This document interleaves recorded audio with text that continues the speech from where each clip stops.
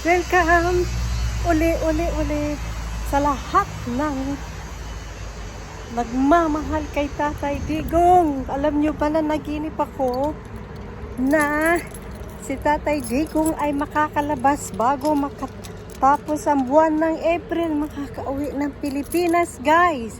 At minsan lahat ng panaginip ko, guys, nagkakatotoo.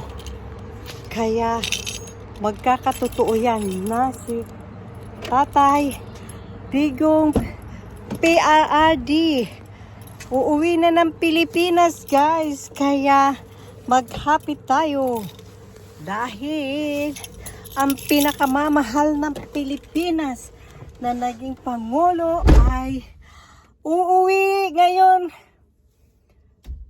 Buwan na ito, bago matapos ang buwan na ito, guys, ay makakauwi si PRRD.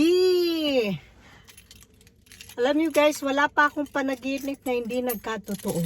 At iyan ang napanaginipan ko 3 days ago na makakauwi si PRRD ngayong buwan na to. At lahat ng Pilipino sa Pilipinas ay magbubunyi at i-welcome si PRRD.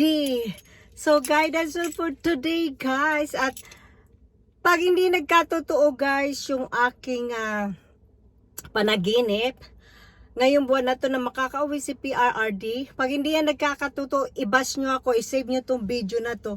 Okay, bye! Thank you for watching!